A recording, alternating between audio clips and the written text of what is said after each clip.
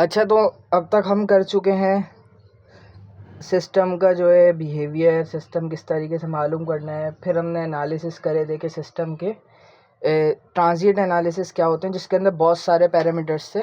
सही है, जिसमें अगर हम ये देखें अंडर नेम बिहेवियर का, इसका हमारे पास होगा पॉइंट, सिस्टम ओवरशूट होगा, पॉइंट होगा, फिर इसका पीक टाइम होगा, फिर इसका राइज टाइम होगा, फिर इसका इसका सेंटलिंग टाइम होगा। सही है, तो बहुत सारी चीज़ें आती थी इसके अंदर। अब हमारे पास है सिस्टम का स्टेडी स्टेट। सही, तो स्टेडी स्टेट में हमारे पास सिर्फ एक ही चीज़ एग्जिस्ट करती है, वो के होता है स्टेडी स्टेट एरर, जिसे कहते हैं हम ESS। सही।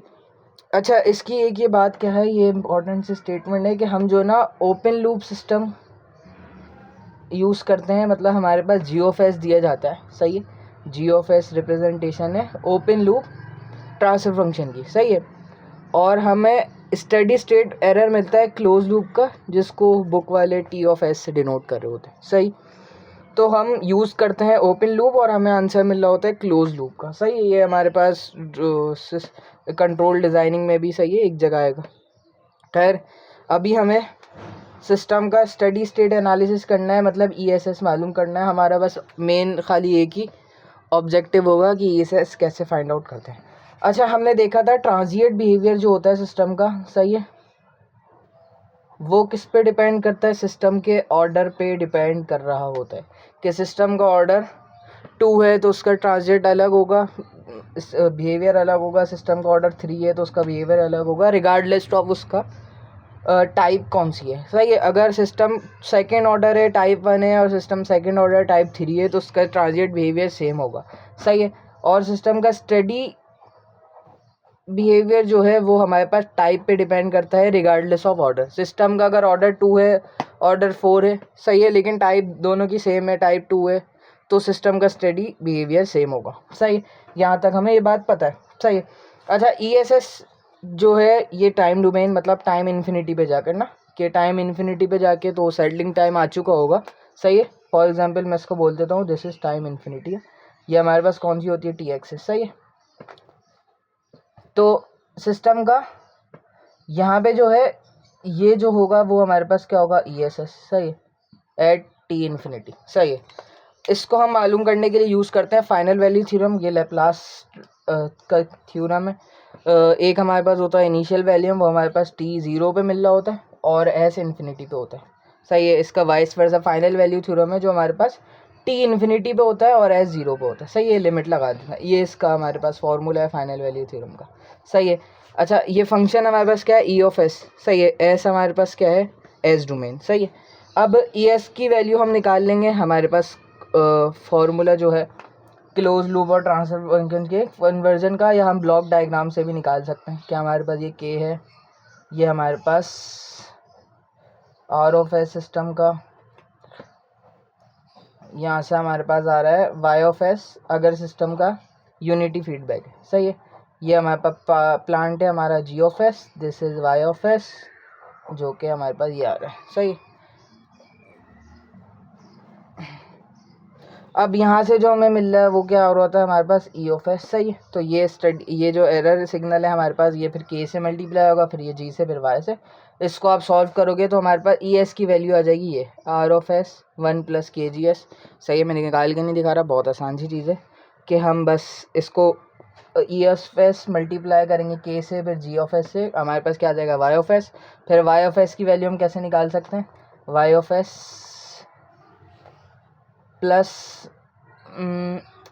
R(S) और Y(S) माइनस करेंगे तो हमारे पास E(S) आ जाएगा। सही, ये एरर सिग्नल है क्योंकि H(S) 0 हो गया ना, यूनिटी फीडबैक सिस्टम है। तो ये, और हम ये के G(S) इंटू E(S). सही है, ये Y(S) के बराबर है। सही है, इसको इक्वेट करेंगे तो हमारे पास ये आ जाएगी E(S) की वैल्यू। सही है, तो हमने ये यहाँ पुट कर दी, S और ES की जगह उसकी वैल्यू पुट कर दी। अब हम क्या करेंगे, ये मैंने वही बात की कि हमारे पास सिस्टम का जो स्टेडी स्टेट डिपेंड करता है सिस्टम की टाइप पे। ये कुछ फंक्शन की रिप्रेजेंटेशन है। टाइप हमें कैसे पता चलती है, सिस्टम के पोल्स ओरिजिन पे कितने हैं।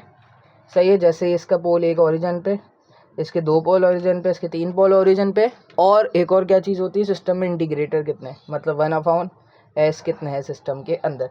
इसके अंदर 1 है तो दिस इज टाइप 1, इसके अंदर 2 हैं तो ये टाइप 2, इसके अंदर 3 है तो टाइप 3 सिस्टम है। सही। अच्छा, अब हमारा क्या है, हमें टेबल बनाना होता है जो कि बहुत ईजी है। सही है, देखेंगे किस तरीके से बनता है। मैंने फंक्शन ले लिए कोई जनरल रिप्रेजेंटेशन फंक्शंस की। सही है, ये आ गया 1/s प्लस ये इंटू 1/s प्लस बी। सही है, फिर इसमें टाइप बढ़ा दी, टाइप 1 कर दिया, टाइप 2 कर दिया। सही, और G1 ये रहा, इसके साथ G2s, और G1 के साथ अगर मैं s को डिवाइड कर दूं तो मेरे पास G2 बन जाएगा। सही है, बस इस तरीके से लिखा हुआ है। अब आते हैं हम सिस्टम के इनपुट पे। हमें पता है सिस्टम के अंदर कितने इनपुट होते हैं, स्टेप इनपुट होता है। अच्छा, शॉक या इम्पल्स इनपुट जो होता है उसको हम हटा देते हैं, वो सिस्टम की आइडेंटिफिकेशन के लिए यूज़ कर रहे होते हैं हम। सही है, खैर अब हम इधर आते हैं, हमारे पास स्टेप इनपुट। जिस तरीके से हम क्या करते हैं, एक सिस्टम को t=a पे हम सिस्टम को एक इनपुट देते हैं, उसकी एक सेटेड वैल्यू पे। सही है, ये सिस्टम का स्टेप इनपुट कहलाता है। सही है, इसको एस डोमेन में 1/s से डिनोट करते हैं, मतलब R(s) = 1/s। सही है, अब टाइप 0 के लिए हमने ये फंक्शन ले लिया, ये वाला टाइप 0। अब ये हमारे पास जो हमने फार्मूला देखा पहले वही है। अब हमने R(s) की वैल्यू जो ली वो पुट कर दी 1/s, तो यहाँ से मेरे पास KGS एज इट इज़ आ गया, 1/s, s कैंसिल हो गया, E(s) आ गया यहाँ, लिमिट s अप्रोचेस टू 0। जब लिमिट s अप्रोच टू 0 किया तो मतलब G(s) की जगह पे 0 आ गया। ये जो चीज़ है हमारे पास ये कहलाती है KP। सही है, ये जो चीज़ है हमारे पास कहलाती है KP, पोजीशन कांस्टेंट इसे बोल रहे होते हैं। सही, let me confirm, position constant. सही है, फिर अगर हम टाइप बढ़ाएं, हमने कर दिया टाइप 1। अच्छा, इस फंक्शंस के लिए जो मैंने ऊपर फंक्शन लिया था s प्लस है, बस इसकी जगह हमने ये पुट करा G(s) की जगह, और यहाँ से ये वैल्यू निकाली, ये स्पेसिफिक इस फंक्शन के लिए। सही है, वरना जनरल फार्मूला ऐसे ही आएगा, 1 1 + KP, जो हमने यहाँ पे लिख भी दिया अपने टेबल के अंदर, हम ये टेबल फॉर्म करें। अब टाइप 1 की अगर मैं बात करूँ, अगेन 1/s हमने लिख दिया, हमारा जो सिस्टम का इनपुट था R(s) की जगह पे, s कैंसिल हो गया। अब मेरे पास क्या है, G(s) की जगह क्या आ जाएगा, मेरे पास ये आ जाएगा G(1/s) आ जाएगा। सही है, मतलब सिस्टम के अंदर एक इंटीग्रेटर है, मतलब टाइप 1 सिस्टम है, जो कि ये है। अच्छा, अब ये s इधर आ गया। अब s का अगर हम LCM लेंगे तो s इधर आ जाएगा, और एक s ऊपर चले जाएगा, मतलब s/s, तो ये हो जाएगा 0। तो टाइप 1 सिस्टम का स्टेडी स्टेट एरर क्या होगा, 0 अगेंस्ट स्टेप इनपुट। सही है, तो स्टेप इनपुट टाइप 1 के लिए 0 हो जाएगा। सिमिलरली टाइप 2 के लिए भी 0 हो जाएगा, इसकी पावर बढ़ जाएगी बस। सही है, तो ये भी 0 हो जाएगा। अब हम रैम की बात करें तो ये रहा, टाइप 2 के लिए भी निकाल दिया। सही है, रैम की अगर बात करें तो रैम को हम किस तरीके से डिनोट करते हैं, एस डोमेन में 1/s² के, सिंपली R(s) की जगह 1/s² रखा, एक s कैंसिल, सिस्टम में एक s बच गया। सही है, जो हमने नीचे इससे डिवाइड कर दिया, तो अगर हम लिमिट लगाएंगे तो हमारे पास नीचे क्या आ जाएगा, 0 + 0 के G(s), और 1/0 इज इन्फिनिटी। तो हमारे पास टाइप 0 सिस्टम रैम इनपुट के अगेंस्ट इन्फिनिटी हो जाएगा, उसका स्टेडी स्टेट एरर। तो रैम इनपुट टाइप 0 के लिए हमारे पास क्या हो जाएगा, ESS इन्फिनिटी। अब टाइप 1 के लिए अगर हम देखें तो टाइप 1 के लिए हमारे पास क्या आ जाएगा, सिर्फ G(s) आ जाएगा, मतलब सिस्टम का टाइप 1 है, ये बस बताने के लिए ऐसा है। सही है, फिर इसका LCM लिया तो s इधर आ गया, और एक s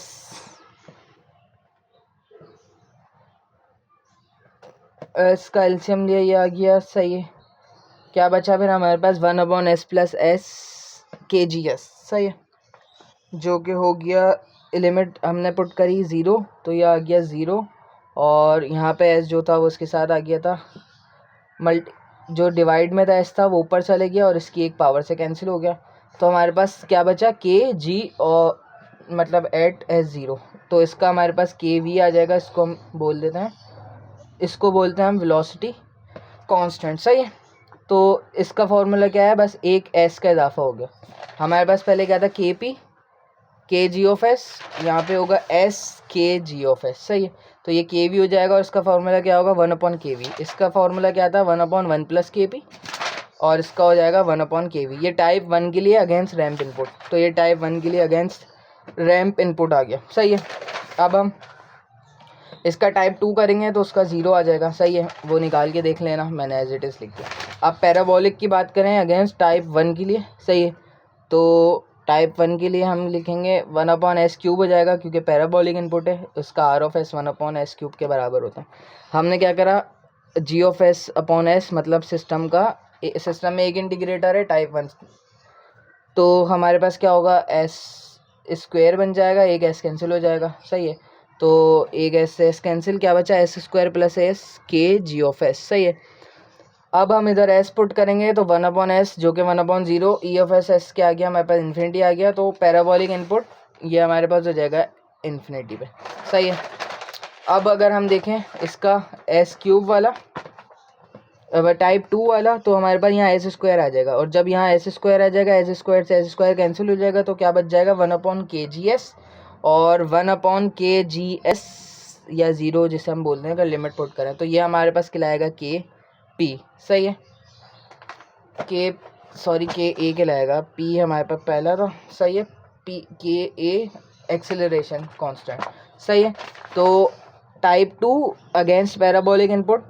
सही है, तो 1/ka के बराबर होगा, और ka की वैल्यू क्या होगी, मैंने बताया कि s² k G(s) के बराबर आ जाएगी। सही है, तो ये हमारे पास आ गई ka की वैल्यू। kp kv ka क्या है हमारे पास, पोजीशन, वेलोसिटी और एक्सेलरेशन एरर कांस्टेंट। सही है, इससे हम ये कहते हैं। अच्छा, एक एग्जांपल अगर देखें, बहुत इजी सवाल होते हैं, वो बस थियोरेटिकल चीज़ें थी, अक्सर हमें सवाल ही देखने होंगे। सवाल में हमें क्या दिया हुआ है, ये फंक्शन दिया हुआ है। सही है, G(s) करके ये दिया हुआ है। अच्छा, इसमें हमें ये tan भी दिया हुआ है। tan क्या है, एक मैग्नीट्यूड है, और किसका मैग्नीट्यूड होगा, हमने ब्लॉक डायग्राम देखी थी ना, तो G(s) से पहले क्या होता है, k कंट्रोलर। सही है, तो हमारे पास k डायरेक्टली गिवन दिया हुआ है सिस्टम के अंदर, तो ये हमारे पास क्या है, kgs है। सही है, मालूम क्या करना है हमें सिस्टम में, एरर सिग्नल मालूम करना है। 3 पार्ट दिए हुए, पार्ट 1 क्या दिया हुआ है, एट 15 UT, ये टाइम रिप्रेजेंटेशन है, मतलब टाइम डोमेन में दिया है। UT किससे डिनोट करते हैं हम, स्टेप इनपुट। TUT हमारे पास क्या होता है, रैम्प इनपुट, और T² UT होता है पैराबोलिक इनपुट। सही है, इनके सिग्नल मालूम कर। सिस्टम में एक 1/s है, एक इंटीग्रेटर है, एक पोल ओरिजिन पे, तो सबकी मतलब क्या है कि this is a type 1 system, जो कि यहाँ लिख दिया। टाइप 1 सिस्टम के लिए स्टेप इनपुट, टाइप 1 सिस्टम के लिए स्टेप इनपुट 0 हो जाता है। टाइप 1 फंक्शन के लिए या सिस्टम के लिए पैराबोलिक इनपुट इन्फिनिटी हो जाता है। ये हमने जो टेबल फॉर्म किया था, टाइप 1 के लिए स्टेप 0 हो जाएगा, पैराबोलिक इन्फिनिटी हो जाएगा, रैम्प हमें निकालना पड़ेगा जो कि 1/kV के बराबर है। सही, हमें सिर्फ मालूम करना है, kV मालूम करना है। तो E(s) क्या होगा, 1/kV के 4 R(t), मतलब हमें दिया हुआ है 15 TUT, मतलब इसका रैम्प इनपुट है। 15 क्या है इसका मैग्नीट्यूड, जो हमारे पास आंसर आएगा उसको हम 15 से मल्टीप्लाई करेंगे, मैग्नीट्यूड का मतलब ये है। सही है, तो kV की वैल्यू क्या है, limit S approaches to 0 KSGS, ये क्या दिया हुआ है हमारे पास, पूरा KGS दिया हुआ है, तो KGS आ गया, S मैंने बाहर रख दिया, एक S से S कैंसिल हो गया, 10 वगैरह सब एज इट इज़ रहा। लिमिट पुट करी, S 0 हो गया, तो क्या बचा, 10 20 30 25 और 35 रह गया। इसको मल्टीप्लाई करेंगे तो क्या आ गया, 6.857, थोड़ी सी ज़्यादा खिचड़ी बन गई है। सही है, 6.857 जो कि kV के बराबर है, तो kV की वैल्यू पुट करिए 1/kV 6.857, और मैग्नीट्यूड दिया हुआ था 15, तो 15 से मल्टीप्लाई करेंगे तो हमारे पास आंसर क्या आ गया, 2.1875, ये इसका आंसर हो गया। एक और कॉन्स्टेंट जिसमें हमें k की वैल्यू मालूम करने को बोला है। सही है, इसके अंदर हमें एक फंक्शन दिया हुआ है G(s), इसमें k की वैल्यू मालूम करने का बोला है। एरर सिग्नल दे दिया 0.4, और किसके अगेंस्ट दिया हमें, R(t) 27 TUT का मतलब क्या है हमारे पास, this is a ramp input, ये मैंने लिख दिया। सही है, तो ramp input against type 1 system अभी देखा 1/kV के बराबर, तो ESS 1/kV, और 27 था तो इसलिए मल्टीप्लाई बाय 27 करा, जैसे पहले 15 से किया था। सही, तो यहाँ पे आ गया मेरे पास एरर सिग्नल 0.4। kV की वैल्यू अगर मैं निकालूँ तो यहाँ से आएगी kV की वैल्यू 67.5, और kV के फॉर्मूले में रख देंगे SKSGS, तो इसकी वैल्यू पुट करी, S कैंसिल हो जाएगा जैसे पहले हुआ था, लिमिट पुट करी 0 तो यहाँ पे आ गया 13, 19, K, 6, 9, 22। यहाँ से K की वैल्यू निकाली जो कि आ गई 324.655। तो इतने आसान से सवाल हैं इसके, और कुछ भी नहीं है। If you have any question you can ask in the comment section. Thank you, अल्लाह हाफिज़।